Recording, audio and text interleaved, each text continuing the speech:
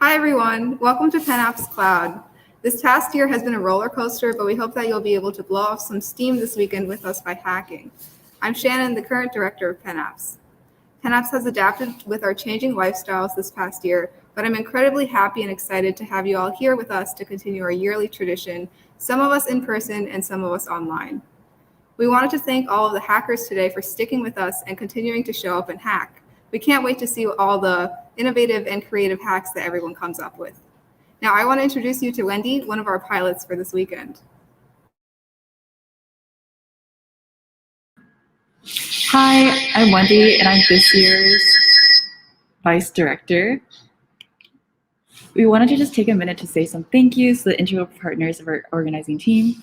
First, we want to thank Penn Engineering and all of our sponsors for making this possible. We'd also like to give special thanks to the PES team led by Kim Marker, the Dean's Office led by Shamri Jones, and of course Dean Kumar, and MLH for all their support in advising us throughout the organizing process.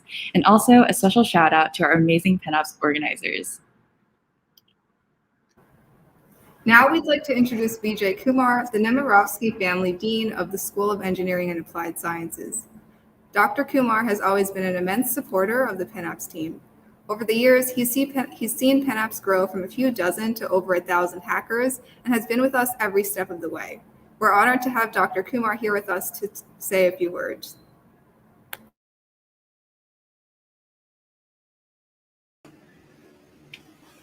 Thank you very much. I hope you can hear me. I want to just say hello to the PennApps community. And first, I want to start off by thanking Shannon and Wendy for putting together this amazing program.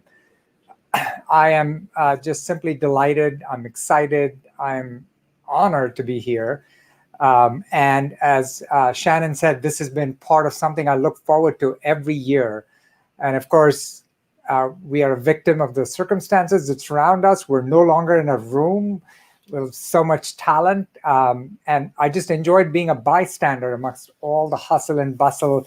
And I would soak in the excitement. Now I'm trying to do this virtually.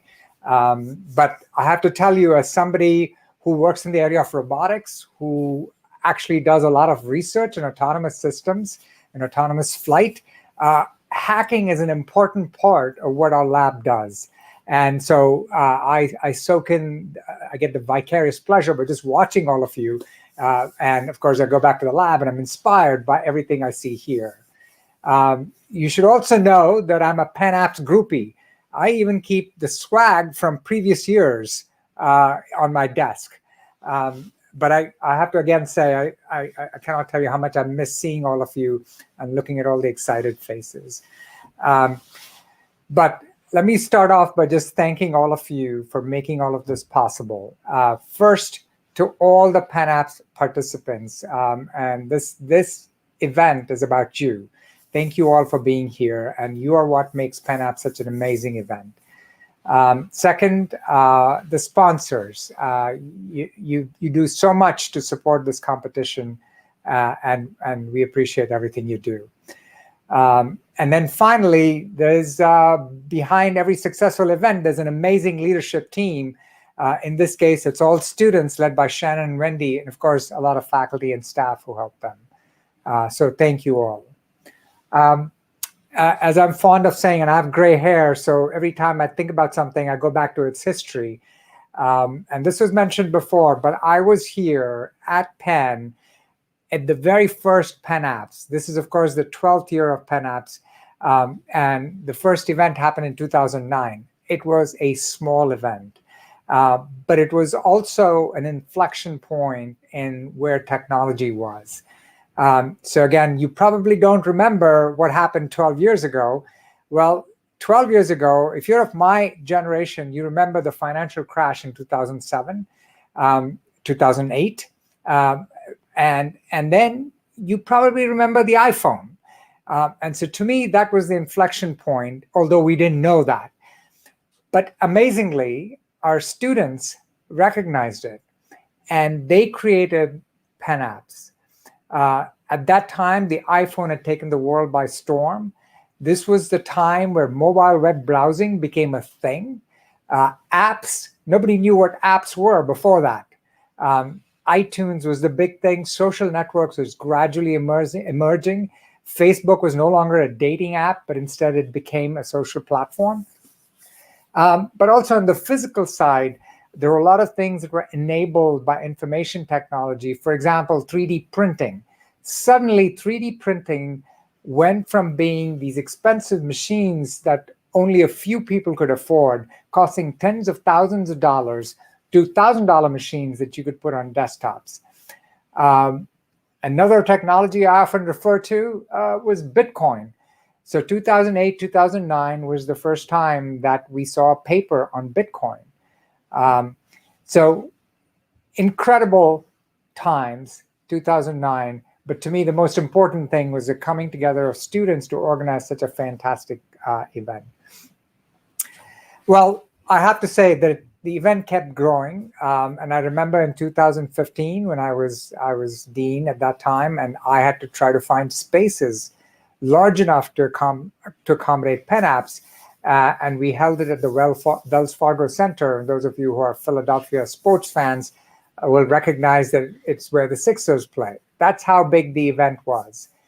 The only silver lining of the pandemic is that we no longer have to look for physical spaces that are large enough to support exciting events, particularly exciting events like PennApps.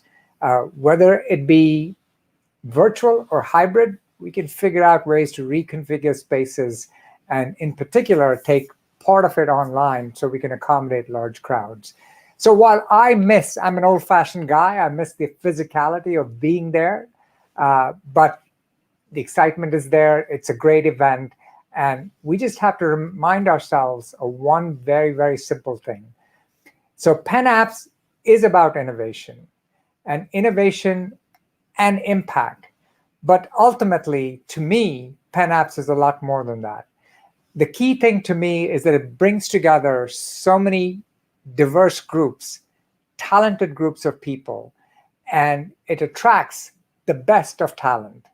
And ultimately, if you think about the future, you think about the challenges that face us, whether it be climate change or it be ethical implications of AI and technology, or you think about all the racial bias and the bigotry that we see in society.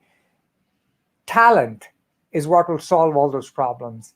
And to me, PennApps has always been an event that draws from diverse sources, brings the best of people together. For example, historically over the years, 30% of the participants have been women. And it's no surprise. We have 2 women running PennApps this year.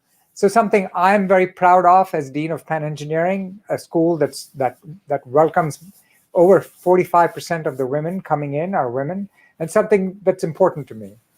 I'm also delighted that PennApps reaches out to high school students. And this is the way we built talent at the talent pool, and this is the way we overcome grand challenges. Yesterday, it was about the coronavirus. Tomorrow, it'll be about something totally different. But I'm confident that this talent in this virtual room that will be in a position to conquer those grand challenges. So I know you're here not to listen to me speak, but instead to get on with PennApps. So let me just stop by again, thanking you, but congratulating you for participating in the event. I know you're going to see, and I'm going to see a weekend full of fun, full of impact, full of innovation. And I just want to wish everybody happy hacking and good luck. Thank you. Awesome. Thank you so much, Dean Kumar, for your speech. It's always such a great thing to have you speak your encouraging words to kick off every PennApps. We are so lucky to be working with some very cool sponsors that are going to offer their cutting-edge technology and services for you to work with. We'd first like to introduce you all to ACV.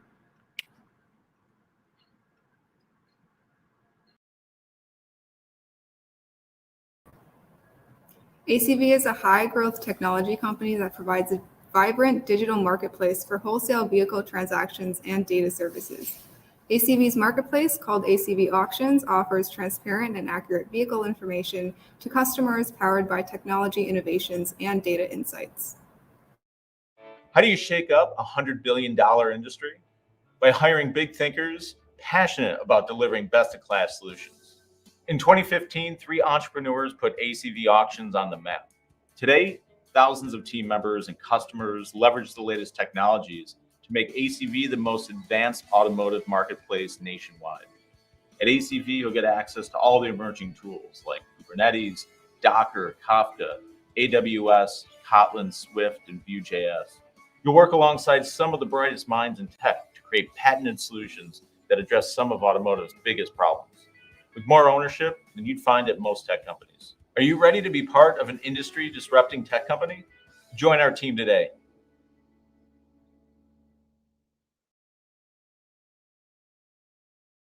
How do you shake up 100? Next, we'd like to show you IPFS and Filecoin. IPFS is a peer-to-peer hypermedia protocol designed to preserve and grow humanity's knowledge by making the web upgradable, resilient, and more open. Filecoin is a decentralized storage network designed to store humanity's most valuable information.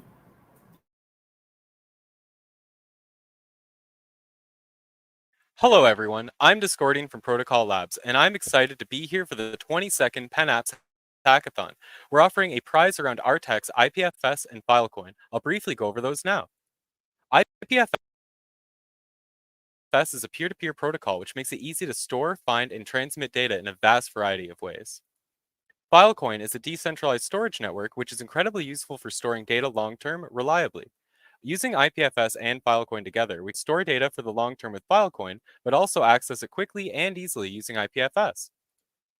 We're offering a special branded prize to the top project which utilizes IPFS, Filecoin, or any service that builds upon either. I invite you to check out nft.storage and web3.storage if you're looking for a quick and easy way to dive in. Come learn and build.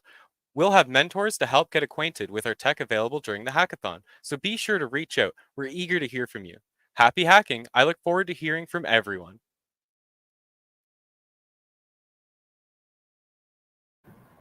Finally, we'll hear from Major League Hacking. MLH is the official student hackathon league. MLH is an engaged and passionate maker community consisting of the next generation of technology leaders and entrepreneurs. We're super excited to be working with them to give you guys the best experience this weekend. Hey, I'm Jacqueline from Major League Hacking, and this weekend I'm joined by JP. We're both super excited here for PennApps, and we cannot wait to see what you will create. Now, I'm about to tell you a ton of really important stuff, and if you're anything like me, you're either going to forget about it or you're just going to ignore me. So when you do, head over to hack.mlh.io for everything that you need to know. But first, what is Major League Hacking? Well, we are the global hacker community, and it's our mission to empower hackers just like you. In fact, in the last year, we've empowered over 135 hackers from all around the world. Now, by being here at PennApps, you're earning community points to your school, college, or university. You can earn more by attending more MLH member events, MLH Local Hack Day, and MLH Local Host Workshops. And of course, the best way to earn even more points is to bring your friends. Whichever school has the most points at the end of our season will be declared our champions. And also, everyone here this weekend is also invited to apply for the MLH Fellowship. Check out this website for more details, and projects you built at this event can be used in the application process to showcase all of your skills. As well as that, Local Hack Day is coming up very soon on October 10th through 18th. It's a great opportunity to learn a ton of new skills and make a ton of new friends. So head over to lhd.mlh.io if you want to learn more. But what is MLH doing here at PennApps this weekend? Well, first up at 6 p.m. EST on Saturday, we'll be running our No Light mini event. This is a great time to relax, meet some new friends, and also have a go at trying to build without being able to preview anything. It's a challenge, to say the least. Also, after that at 8:30 p.m. EST on Saturday, we're running the US Air Force Cybersecurity Challenges. These are capture the flag style challenges we're going to walk together through as a group. Everyone can learn something new, everyone can participate. There's also free prizes for lucky winners who come along to this mini event, so definitely come along. And of course, if you want to take another break this weekend, you can draw an Octocat to win an Octocat. You see this wonderful creature on your screen. That is an Octocat, so draw your very own and tweet it to @GebEducation and @MLHacks with #MyOctocat and #PennApps. Our favorite will be declared the winner. They'll get their very own Octocat, and you should definitely get creative. My favorite ever was created using ketchup, mustard, and toothpaste. And on the topic of GitHub, check out the GitHub Student Developer Pack. It contains thousands of dollars of free tools such as domains, hosting, APIs, tutorials, and more for students just like you. It's awesome. We also have a ton more resources here for you this weekend. First up, Twilio is sponsoring the most creative use of Twilio Prize. And the prize is a Game Go console with a swag box, including socks, stickers, and scrunchies. If you've ever been to an in-person hackathon, you will know Twilio swag is really, really cool. So you can use any Twilio API to build a hack for the chance to win this. No credit card is needed, and also you can claim $50 credit at the link on your screen right now. Also, don't forget to go and claim your free .tech domain from domain.com, including year of domain privacy. Just use promo code NewSchool21. Now, Coil is a web monetization platform that enables web developers to make money from people visiting their websites. And this weekend, they're running a best web monetization project. So use their web monetization API for your chance to win. You can go and check it out at the link on your screen right now, including a free 6-month subscription. And also, check your email for up to $100 of free Google Cloud credit, released $25 at a time. You can redeem up to $100 per Google account, but if you need a new account, just go make one. If you need refills, come talk to me or JP.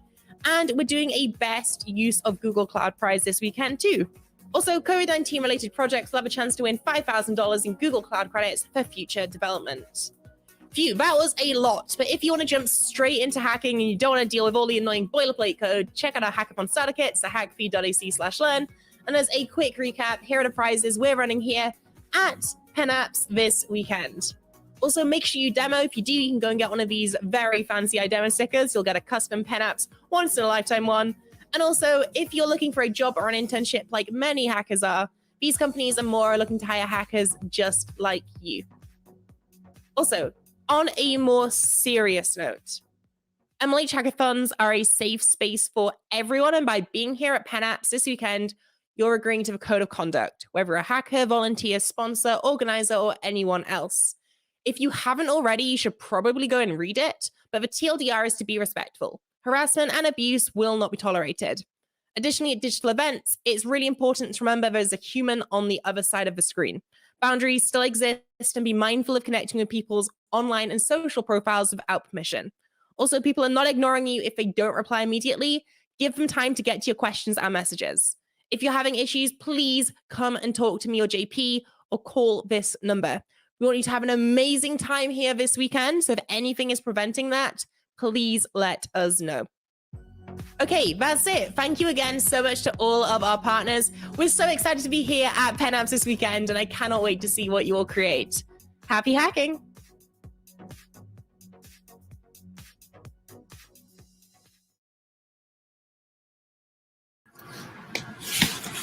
Again, a big thank you to all of our sponsors. Now we'll be introducing our keynote speaker, Kevin Tan. Kevin is the CEO and founder of SnackPass, a social commerce platform very active here at University City, Philadelphia, Pennsylvania, for ordering from all your favorite restaurants that I'm sure you use at some point. I'll pass it off to Kevin so you can hear about his story.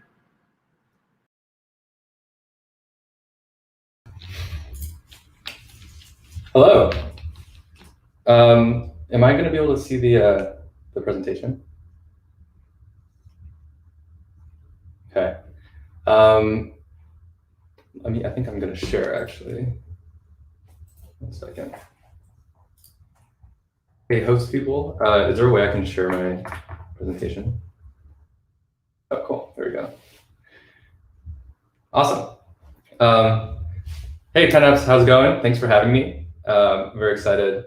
I actually started my journey in technology at a hackathon. So as my freshman year, I knew nothing about coding or startups. I used Facebook, but I knew nothing about being able to code anything. And my roommates, my freshman year, were all coders, and they started YHack at Yale.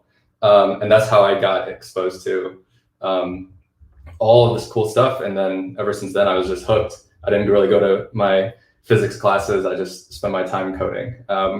And it's been kind of true to today. So near and dear to my heart, PennApps is awesome. That was a thing when I was in college too. So cool to see it's still going strong. Cool. So I created a presentation and thought about what I can say that might be useful to someone in your position, undergrad, getting into building things with code. So I'm going to talk about what it's like to start a company as a hacker. And maybe some of you don't want to start a company, so then just enjoy the presentation. It's totally fine if you don't. But I do think there's some interesting biases and strengths as someone who can code that you can use when starting a company, and some things to watch out for too. So next slide. Cool. So the first thing to keep in mind is market risk is much bigger than execution risk. Market risk is no one needs what you're building. Execution risk is the thing you're building doesn't work. So it's very, very rare that your startup doesn't work because you weren't able to build it, or you were building it and it wasn't built the right way. So we could go to the next slide. So this is a survey of startups that failed. And so the number one reason is that there's no market need. And the second is they ran out of cash. And I'm guessing they ran out of cash because there was no market need. So that's the number one thing. You have to build something that people want. Yeah, not the right team. I think if they were building something that had a market need, they would have figured out the right team.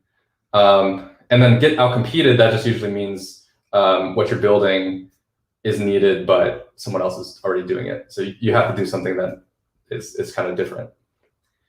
But yeah, poor product is way down on the list, right? Cool. So next slide. Awesome. So the takeaways here: don't waste your time. This is something engineers always do. I saw it yesterday. Someone who's at Google, who was really doing well at Google, but when they started to do a company, they ran into this problem, which is that they were over-optimizing for scale and robustness. If you're starting a company, this doesn't matter at all. So unless it's some technology that you're selling to enterprise customers that they really care about scale and robustness, but unless they explicitly don't care about that, it doesn't matter. Don't waste your time writing beautiful code. Your job is to find product market fit. And what that means is basically you have a hypothesis that there's a certain group of people out there, companies, people who want to buy or use your product. And you want to just validate that hypothesis quickly. And you want to, if the hypothesis doesn't work out, it's fine. You can try to come with a new hypothesis or adjust. We'll get into that later, but that's your job. Your job isn't the code. You do need the code, but that's not going to guarantee anything. Okay, next. And by the way, just for context, I guess I didn't really introduce myself. I'm co-founder, CEO at SnackPass, and I was the person who wrote the first iteration of the app and the back end, the app, payout system, tablet for restaurant, in the store.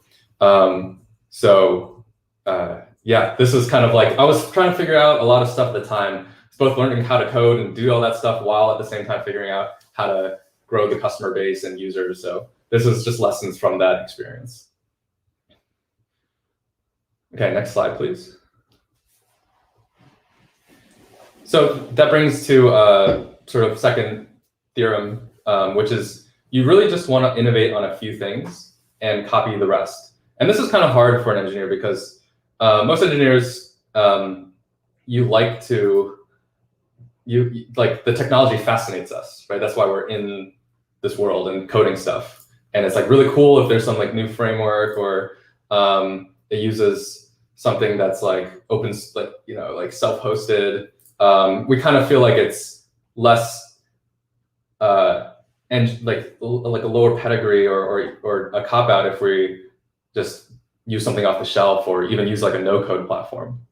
But that doesn't matter to customers. And you have very limited time and resources because it's just going to be you and a few other people. So you want to narrow down what you're actually innovating on and copy the rest. So next slide. So honestly, you can just use these tools. This is mostly what we use for your front end, back end, your business intelligence, random other things, and for collaboration. if you like, no company succeeded because they used Flutter instead of React Native, or maybe it's like marginal. Like, just use something that is working and no one really cares about your tech stack, and then you can innovate on this part that's really differentiated in your product. Maybe it's like, really amazing messaging, or maybe you're building like some type of financial API where you need to like hook into all these different bank accounts, and innovate there. But narrow down the surface area of your innovation, because otherwise you're just going to waste your time. Okay, next slide. So the takeaways here: customers don't care about your technology.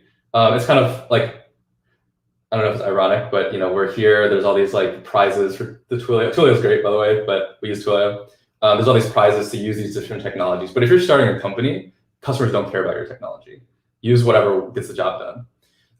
And then choosing also, like, people are like, oh, hosting on Heroku is really easy. Maybe it's even costly to do it yourself. Like, the cost is so marginal. And if you can save like a few hours of your time just abstracting that away so you can focus on your differentiated product, you should just do that.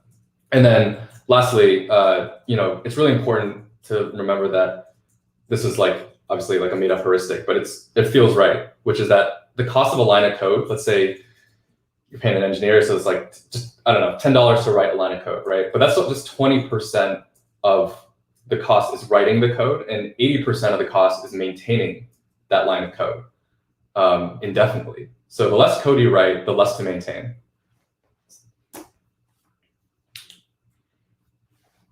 So this is Jobs to be Done is a framework about how to create something a product that people want. And I'm claiming here that it's a better framework than something that is commonly used in, like, I've seen it in like startup classes and marketing classes, which is just looking at a customer persona. And I'm claiming here that it's a much better framework. You'll just have much more success building based on the Jobs to be Done framework. So what does that mean? It's made by Clayton Christensen. He wrote The Innovator's Dilemma, and really smart guy. So basically, when you're living your daily life, things happen and you have little needs and wants that come up. And whenever you have one of those needs, you hire a product to do the job that you need done. So I need to go to the store. I'm hiring my car to do the job of sending me there, or maybe Uber. So that's a job to be done. It's a statement of causality. You're using a product, you're using it because you have a job to be done. This is very different than persona, which is something like, I'm a Gen Z college student in the East Coast, therefore I like to read Washington Post. That's a statement on the demographic. It says nothing about causality, and I think it's an inferior way to think of your customer and build a better product. So can we go to the next slide? Cool. So this is a few examples. So let's just take Discord. The job to be done might be, I'm playing League with my friends and we need to talk with each other. I'm going to hire Discord to do that. A persona would be like, oh, we're building something for gamers in high school and college. And the reason, I think job to be done not only is a statement of causality, but you're really limited if you're just building towards a persona, because there are other use cases of Discord. For example, we use Discord at SnackPass for internal communications. If they were just thinking about gamers in high school, they wouldn't realize that their products actually can grow in different channels. So I don't need to go through all of these, but another example might be like Coinbase. Like, I want to buy Bitcoin. Okay, so that's a job to be done. They really do a good job of that. Now, if their persona was just millennial crypto enthusiasts, they wouldn't necessarily think about, like, what happens if your grandma wants to buy Bitcoin, right? They're like limited in, and so I think they're going to design a worse product. Cool. Next slide. So in summary, people use a product because they have a job to be done, not because they're a certain demographic, like whether an Asian or a certain age or certain income bracket. And then that also brings you to the point that customers don't want your technology. They want value, whether that's solving a problem, to be entertained, to achieve a goal. So you need to start with that customer need, start with the job to be done, and work backwards to what technology you need to build to solve that. So like, it's like a use case. And it's really hard, like that, you know, it's hard to find that killer app or killer use case, but without it, you know, you can waste a lot of time just building something that nobody really wants. Another interesting, and I think a little bit maybe unintuitive realization I had was that your initial hypothesis doesn't have to be correct. So remember, we talked earlier that what you're doing when you're starting a company is you have a hypothesis that there is a need from the market for a product that doesn't exist yet, or that that doesn't exist in the right way. And the thing is, your initial hypothesis does not have to be correct. In fact, in many cases, it's not. It's very rare that it is completely correct. And part of the startup journey, I realized, is, okay, what do you do after you realize it's not exactly correct? So that's an important part to getting your startup to actually succeed and grow. So maybe go to the next slide. A pretty clear example of this is Uber. So Uber started as a black car service, like limos, and you would get a limo. And they even raised their Series A just on the black car system. But then during the Series B, they saw a competition from Lyft, which had an entirely different ride sharing model. And they realized this low price point, the UberX, is what's needed to get universal adoption. So they pivoted, and that word pivot is kind of loaded, but they basically focused on ride share instead of black cars. And then that took them to IPO. And then now at post-IPO, they're focusing on things like food delivery. So there's tons of other examples of this. So like Tesla, for example, you know, they started believing that to build an electric car, you just have to get a Lotus chassis and, you know, put an electric drivetrain in it. But they realized that pretty quickly that they didn't even realize pretty quickly they waste a lot of money, but they have to build it from the ground up. And then lastly, Snack Pass. I did not start it with the two really most important insights, and those two are that the cashier and standing in line is going to be replaced by order ahead, so pick up. And then the second, which is that it's really important to build a social experience where you can not just get food for yourself and get points for yourself, but send points to friends. And both of those things didn't actually come from the initial hypothesis, which was just that you can, basically I started it by going around restaurants and saying like, hey, we're going to bring some students. They're going to log in with their .edu email, and you know, you can offer them student discounts and stuff like that. So yeah, the first insight was that they came for the discounts, but they stayed for the convenience of ordering ahead. And then again, the second insight was it was growing kind of you know, okay, but it wasn't growing as virally as we wanted it or as it really needed to. And so we added the ability to share with friends, share points, and make it multiplayer. That's when it really took off. So that didn't happen until like 6-12 months of noodling around. But yeah, so maybe we can go to the next slide and summarize these thoughts here. Your hypothesis may be directionally correct, right? So like Uber knew that calling cars on your phone was going to be the future. But in the process, you need small or large pivots, and that's very normal. So like Snack Pass didn't start with pickup or social rewards. And your goal, like your journey in building the company, is to, you know, I mean, it'd be good if you're directionally correct, but once you're in that space, really understand it, quickly validate your hypothesis or invalidate, and continue trying to invent on behalf of your customers to get to that correct hypothesis. Cool. Another piece of advice I have to all of you folks is to learn to sell. I think as a hacker, this is not something that we really think about. Maybe there's even negative correlation between the desire to sell and trying to code. But this is super important. So maybe go to the next slide. First, there's a bunch of reasons. first is the fastest way to know if someone wants your product, which is the whole point of the startup, is to charge them money, to try to sell to them.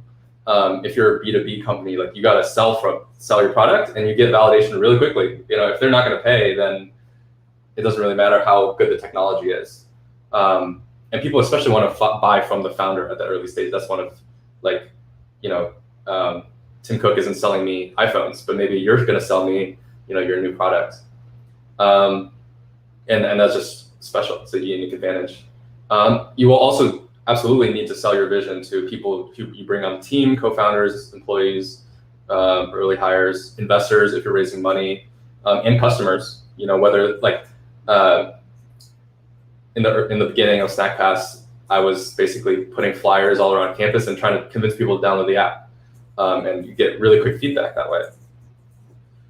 There's a really good book. I think this book, really good starting point. Kind of like all I really needed to have a framework for understanding how to sell or get people to do things. And there's these 6 ways to influence someone that are interestingly completely independent of what the thing is, but they're shortcuts in our brain to deal with that call attention to something in this very busy modern day life where there's so much data. So just to quickly touch on those things. Reciprocity. So if I do a favor for someone, it's really hard, and then ask for something, it's really hard for them to say no. Like Hare Krishna, people would give you a flower, then ask for a donation. It's very hard to not give the donation once you've received the flower. Commitment. So once you're already committed, it's hard for you want to stay consistent with yourself.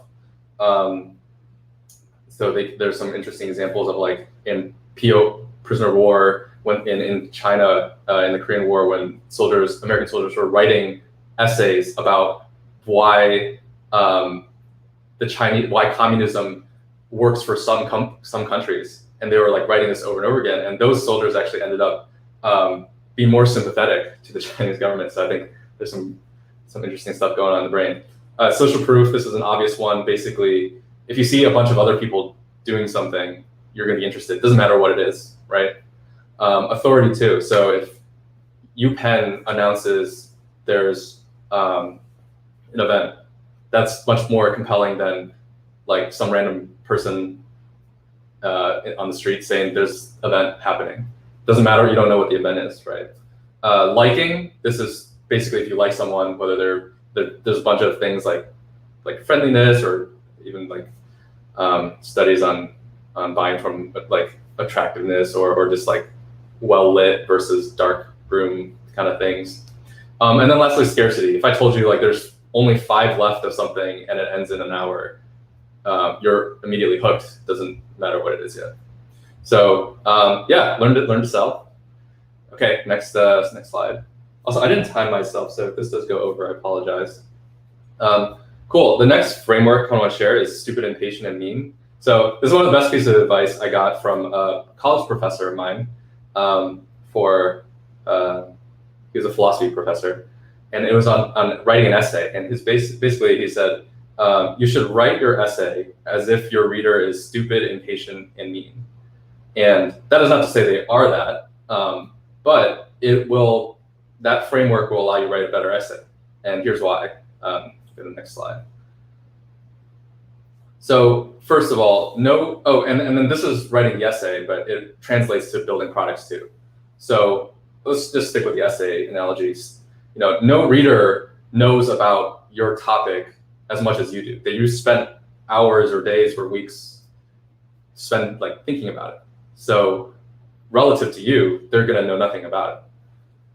Second, impatient. Don't expect the reader to spend as much time as you are devoted to your essay, right? Like you've devoted hours or again, weeks or months, and they're busy and it's not their number one priority. So they're going to be impatient.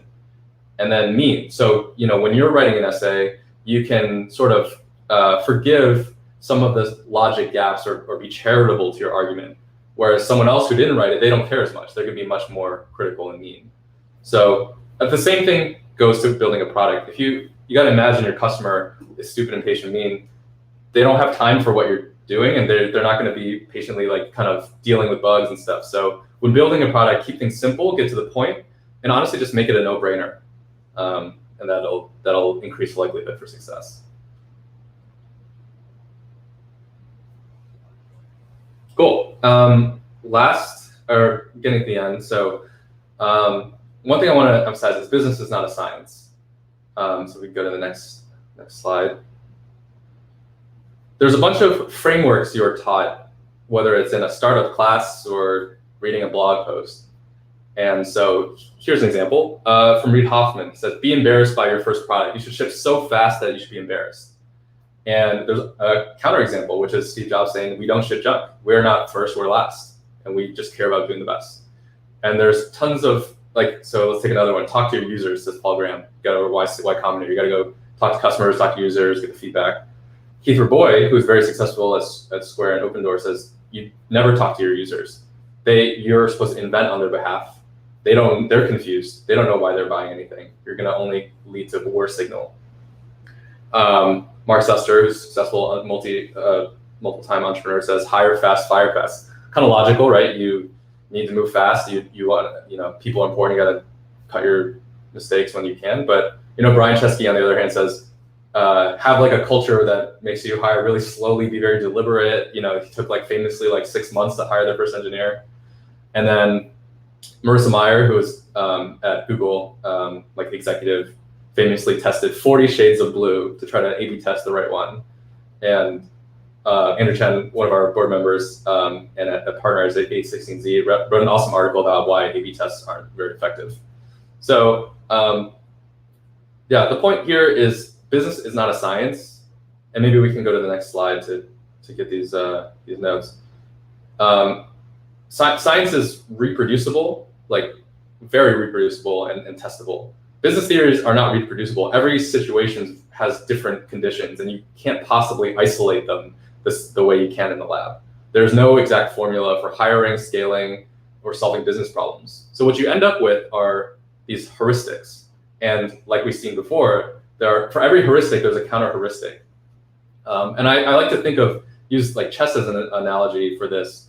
One of the best lessons, which is that you don't want to apply general principles universally. If you just, one principle in chess is that you don't want to bring your queen out for too early because it'll get attacked. But there are some cases where it does make sense to bring a queen out. People say make an MVP that is not perfect. But there's a product called Superhuman, very, very successful email client. The whole point is that it's perfect, that it's better than Gmail. So you don't want to, you're gonna hear a lot of advice, including my advice. And the really important thing to keep in mind is that no one gets penalized for giving bad advice, right? What happens if I give bad advice? I'm fine, I'm chilling. So take it all with a grain of salt. You're really just gonna have to think from first principles. And no one really knows what's going on. They have some N of 1, N of 2, N of 5 samples, right? But there are no theories that are universal.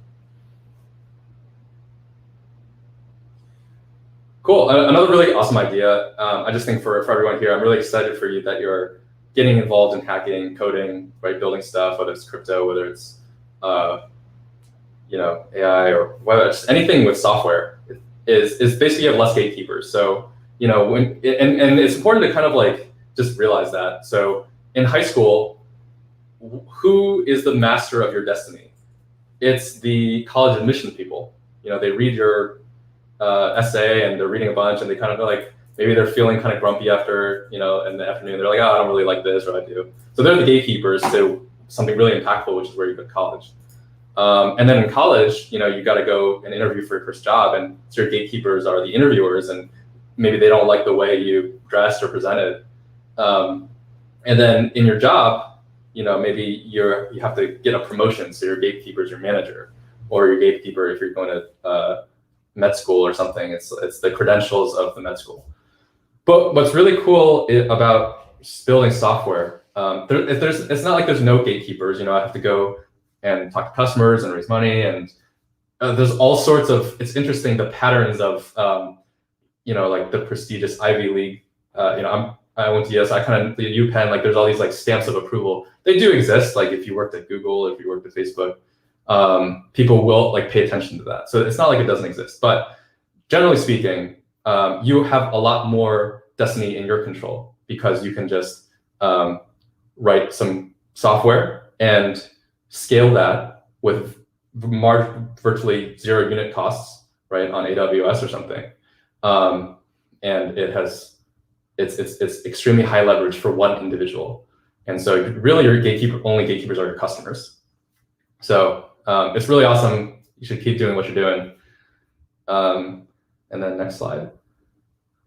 Cool. And then this is just my last one. Just want to be useful. So if anyone is interested in working at a startup, which I think is you'll learn a lot more than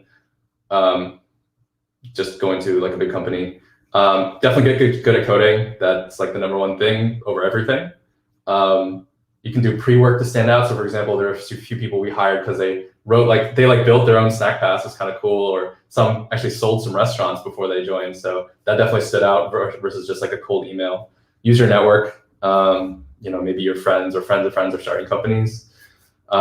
It's a numbers game. You got to keep applying and keep following up. So there's one intern who like emailed me like 6 times over a year and kept doing stuff. So that does get your attention.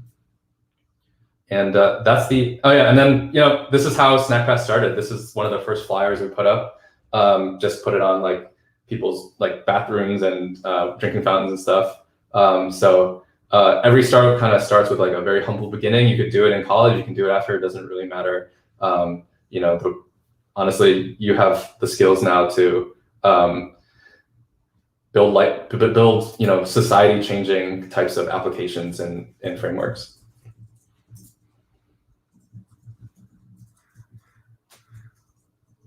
Cool. Thanks, Kevin. There was a lot of good advice in there, both for our beginners and our more advanced hackers. We really appreciate you taking the time to talk with us today.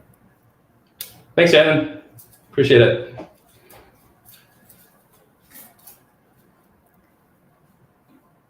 We now want to take a minute to remind everyone of the rules of the event. MLH already talked about this, but just to reiterate, when you checked in, you signed the MLH Code of Conduct. We might be partly online, but we still want to maintain the integrity of PennApps. Please be respectful of other hackers. Let organizers and the MLHers know if there is something that makes you uncomfortable. We're here to make your experience great, so please just shoot Wendy or me a message on Discord or talk to any volunteer and ask for an organizer to talk to them if you have something to report. We'll also have members of our team monitoring the different chats in Discord, GatherTown, Piazza, and the side events. You can always find the complete policy at the link shown on the screen here. For the people attending in person, thank you all for coming, and it's great to see you here. However, there's some very serious things that we have to mention. As you all know, we must remain cautious about the COVID-19 pandemic. The following rules must be followed in order to keep both you and our organizers safe and healthy. If anyone is caught violating them, you will be immediately banned from the rest of the event, including submitting a project and attending workshops. Breaking the rules will result eventually in the cancellation of the whole event, so don't ruin it all for your fellow hackers. Here are our rules. You cannot eat food indoors, and you must wear your mask indoors at all times. You must also try to social distance whenever possible. Note that we will have extra masks, hand sanitizer, and nitrile gloves for anyone who attends our in-person events. For some other in-person stuff, after this opening ceremony, we will also be serving dinner if you filled out the RSVP form stating that you will be joining us in person. So please go to the tables outside in the Engineering Quad courtyard to check in and receive your box meal and some swag. You cannot pick up food if you do not RSVP to do so, unfortunately. Feel free to mingle outside for a little bit, but please leave the premises after to have your dinner and join us on gather.town. Note that we will not be holding any in-person hacking tonight. However, as long as you follow the rules, we welcome in-person hackers who also have filled out the RSVP form to come hack with us on Saturday from 9 a.m. to 9 p.m. in some loaded spaces in Levine Lobby. We will also have a few side events being held in person on Saturday that you can see on our Notion schedule. Now for the virtual spaces that are open to everyone, the PennApps Discord, which you should already be on, and the GatherTown are live. You should have gotten invite links when you checked in. Please make sure to sign up and join them using the same email you used to apply to PennApps. If you're not in them, please check the PennApps application portal for the links. But if you still don't have access, you can email contact@pennapps.com or DM one of the lead organizers on Discord. Discord will be our primary platform to communicate announcements, workshops, side events, and judging. Check the announcements or event pings channels if you haven't already, and feel free to engage with sponsors in their respective channels as well. We also have a few fun channels that you can react to join. Please keep an eye on it throughout the weekend. You can find the full schedule at this bit.ly URL right here, so you can look ahead for the events that are coming up. We will also be hosting a virtual space on Gather.town, which some of you may have already seen in the networking and sponsor sessions earlier today, where you'll be able to interact with mentors, sponsors, as well as fellow hackers. There's a park, game area, just some really cool spaces that our creative team put together, so feel free to explore. Lastly, our mentors will be available to answer your questions via Piazza in addition to Gather.town. Piazza is an online Q&A message board platform, so please sign up and take advantage of it. Our mentors are excited to meet you and help you out with your hacks. To expand on that point, there are a bunch of mentors here and ready to help. They'll be available on Piazza and the mentorship wing on GatherTown. If you want to talk to mentors one-on-one or in a video chat, please use GatherTown. Take advantage of the team formation and mentor meetup / brainstorming session happening right after this at 7 p.m. on GatherTown. We have a Piazza for mentorship questions. If you didn't get the link at check-in, you can join the link. You can join at the link on the slide or with the course code PennApps 2021 ! On piazza.com.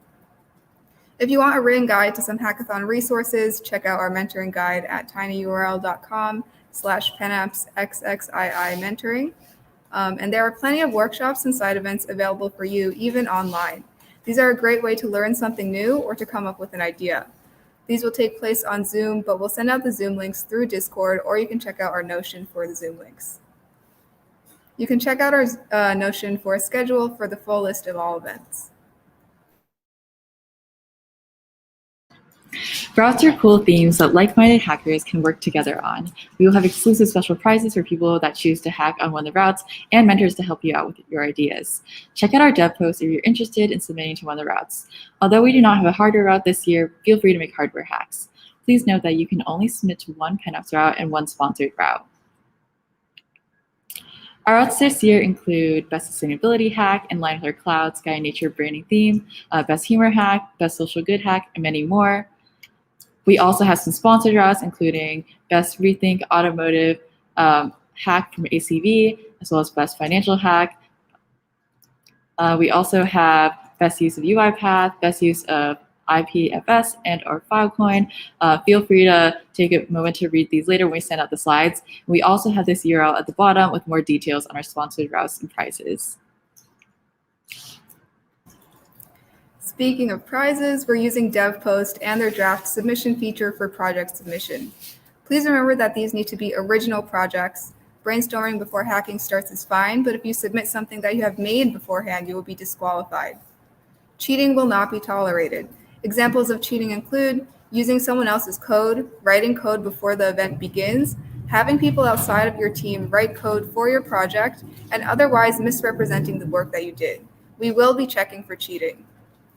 Teams are a maximum of 4 people, and you can find a full list of our prizes at our dev post. Please make a draft submission by 5 p.m. on Saturday, and as we have final submissions at 8 a.m. on Sunday. For our submissions, we're asking for video submissions under 3 minutes of your demo, which our judges will watch. Judges may also ask for a live demo of your project, so be prepared. Please give yourself 2 to 3 hours to create the video and submit just in case, because late submissions are not accepted. The link will automatically close immediately after the deadline, and we will not be able to judge your hack if it isn't on DevPost. Please allow yourself the time to film your draft and final demo video and upload it to DevPost.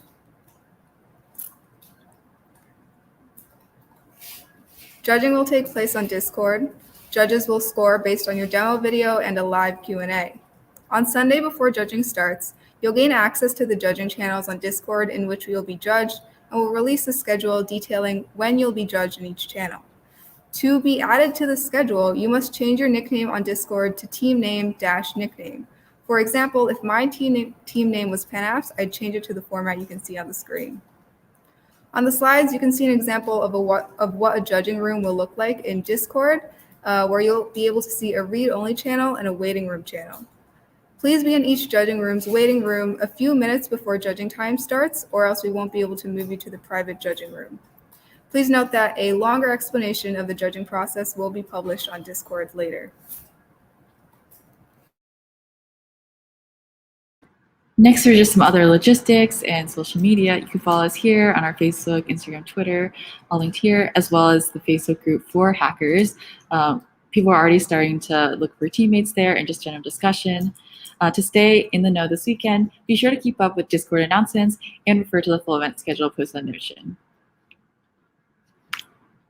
And just some final announcements. Thank you guys so much for choosing to join us this year. We know things are crazy. We're looking forward to making this PennApps exciting. We're sending these slides in the chat if you want to refer to this material again, so don't worry if you don't remember. Also, just some general reminders. Dinner will be available to in-person Penn hackers who filled the RSVP form right after this.